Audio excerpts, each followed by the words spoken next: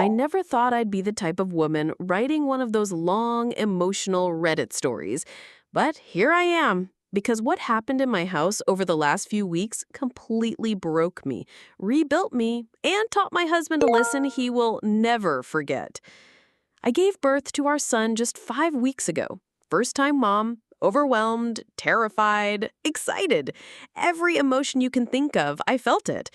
And let me tell you something, no amount of books, videos, or advice from experienced moms can ever prepare you for the actual exhaustion of those first few weeks. The sleepless nights, the constant breastfeeding, the recovery pain your body is still going through. It's relentless. Yet somehow, despite all of that, I still managed to keep things together. I kept the baby fed, the house spotless, even ran errands, and somehow still cooked dinner almost every day. People kept saying, "Wow, Jenna, you're amazing. I don't know how you do it." But the truth, I was running on fumes. My body was screaming for rest, my mind was foggy, and sometimes I felt like I was disappearing into the role of mom and nothing else. My husband, John, noticed. At least, I thought he did. One evening, while I was folding laundry with one hand and cradling our newborn with the other, he looked at me and said, "Babe, maybe my mom should come stay with us for a while. Just until things settle down. She can help around the house and cook dinner so you don't have to stress." At that moment, I almost cried from relief. The idea of having help felt like salvation. I even thought, wow, maybe I'm lucky to have a husband who notices my struggle and wants to support me. I knew his mom could be a little overbearing sometimes, but I told myself, it takes a village, right? This could be good for us. Oh, how wrong I was. The first few days were okay. She made a couple of meals, held the baby for short stretches, and I thought maybe this would actually work. But then she started making herself at home. And I don't mean helpful at home. I mean queen of the castle at home.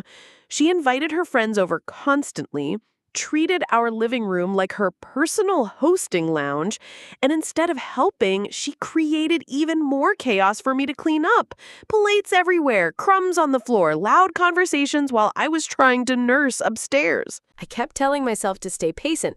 I just gave birth, my hormones were still all over the place. Maybe I was being oversensitive. But then came the night that broke me. That evening, after a long day of cluster feeding, I finally managed to get our baby down. My arms ached, my head pounded, but I told myself, just go downstairs, grab dinner, and maybe, just maybe, you can sit for 10 minutes in peace. I came down the stairs, expecting at least a plate set aside for me. Instead, I walked into the kitchen and froze. The counters were a disaster. Empty pots and pans, dirty dishes piled high, crumbs and spills everywhere. The fridge? Empty. Every bit of food had been eaten. And there they were, my husband and his mother, lounging on the couch watching TV like it was just another Tuesday night. I asked, as gently as I could manage through my exhaustion, "Where's dinner?" My mother-in-law didn't even look guilty. She shrugged and said, "Well, you didn't come down, so we assumed you weren't hungry." My stomach dropped. I hadn't eaten since breakfast. I was starving. But what hurt more than my hunger was the casual indifference in her voice. And then John, my husband, the man who was supposed to love me more than anyone, added insult to injury. He looked at me with a smug little smirk and said, "Just clean up the mess. You don't do much around here anyway." That was it. That was the breaking point. I felt my throat tighten, my eyes burn, but I refused to cry in front of them. I just turned around, walked back upstairs, and shut the door behind me. I sat on the edge of the bed, clutching my baby to my chest, and for the first time since becoming a mother, I felt completely invisible. Not a partner, not a human, just the maid and milk machine. But then, as I stared at my sleeping son, something in me shifted. A spark of clarity cut through the fog of exhaustion and pain. I thought, if they think I do nothing around here, then maybe it's time they find out what nothing really looks like. The next morning, I didn't cook. I didn't clean. I didn't do laundry. I didn't pick up after anyone. I took care of myself and my baby only. When the dishes piled up, I ignored them. When the living room became a disaster zone after another one of MIL's little gatherings, I left it. John came home and looked around and immediately snapped, "Why is this place such a mess? What have you even done all day?" And I calmly replied, "Exactly what you said I do every day. Nothing." The look on his face, priceless. But he didn't learn immediately. He doubled down, told me I was being dramatic, told me to stop being lazy. That night, after another shouting match, I packed a bag, grabbed the baby, and went to my mom's. John blew up my phone. Call after call, text after text, all saying the same thing. "Come back home, apologize to my mom, stop being ridiculous." Not once did he ask how I was doing. Not once did he acknowledge the hurt he'd caused. He just wanted me to fall back in line. I almost broke. I almost convinced myself maybe I was being too sensitive. But then I thought of the moment in that kitchen, hungry, exhausted, dismissed like a burden. No, I wasn't wrong. So instead of replying to John, I reached out to the one person in his family I knew had a sense of decency: his father-in-law. My father-in-law. I told him everything. The exhaustion, the constant visitors, the fact that his wife hadn't lifted a finger to help, and most of all, how his son treated me like I was nothing. There was silence on the phone for a long time. And then he said, "I'm coming over." When he arrived at my mom's, he hugged me, told me I did the right thing, and drove me back to my own house.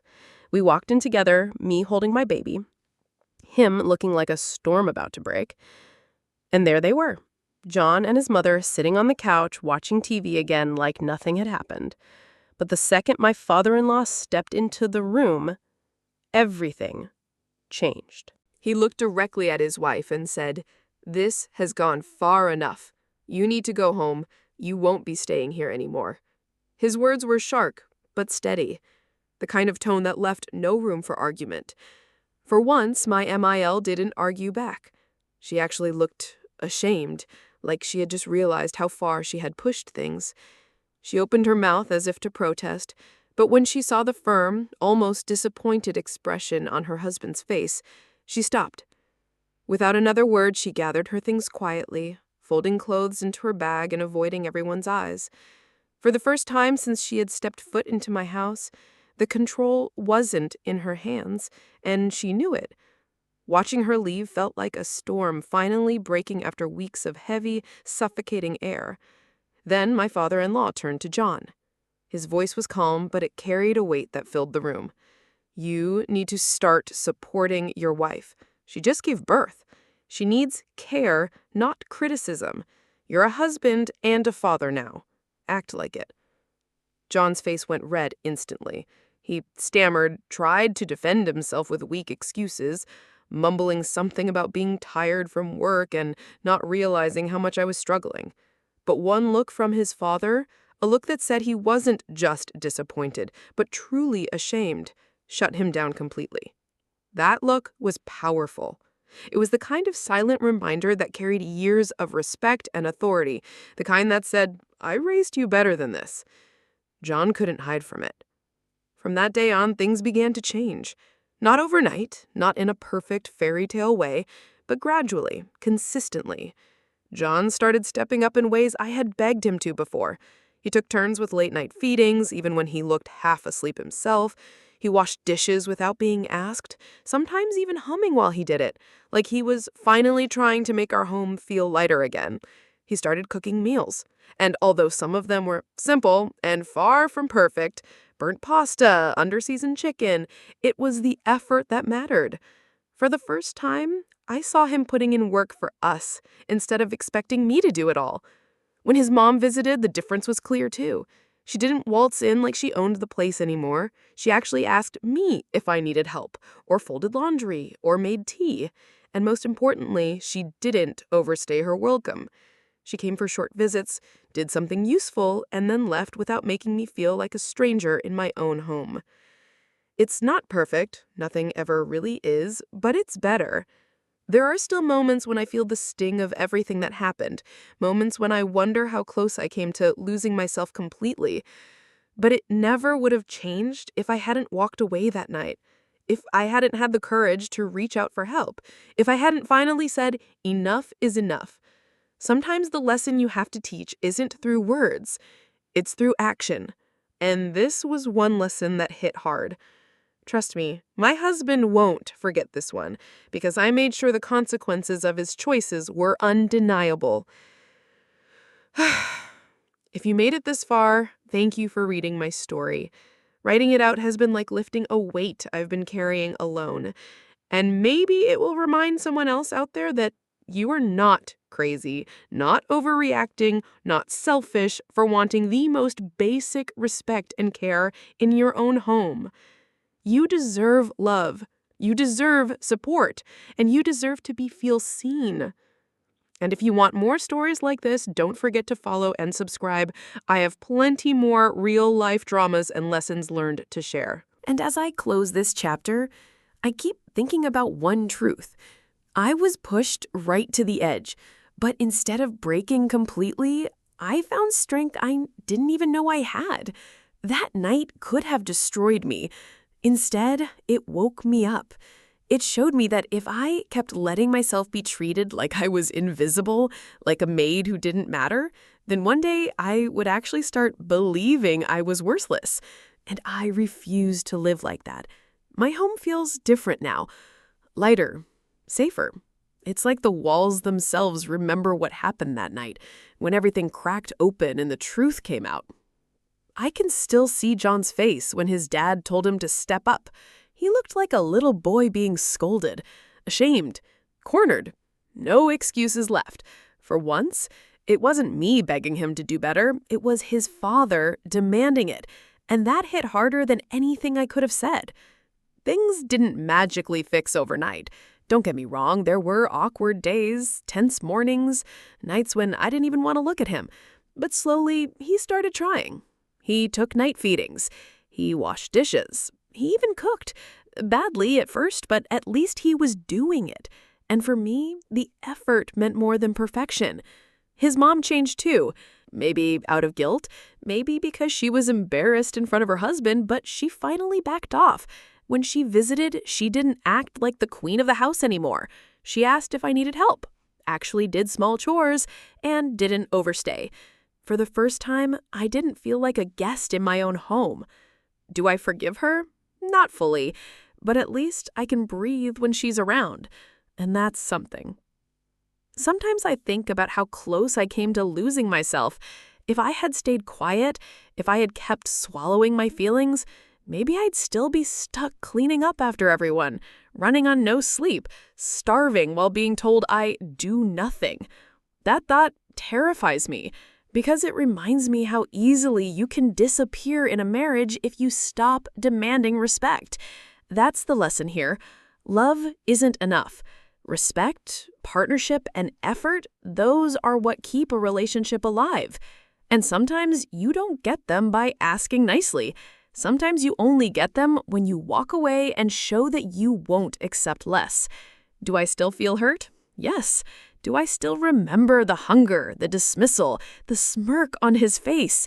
Absolutely. That pain doesn't vanish. But I also see him now, holding the baby, folding laundry, trying in his clumsy way to make things right. And while I'm not naive enough to call it a happy ending, I'll call it progress. So if you're reading this and you've been made to feel like you're crazy for wanting basic care, listen to me. You're not crazy. You're not dramatic. You're not asking for too much. You are asking for the bare minimum, and you deserve it. Don't let anyone make you feel otherwise. I got my voice back, and I swear I will never let it be silenced again.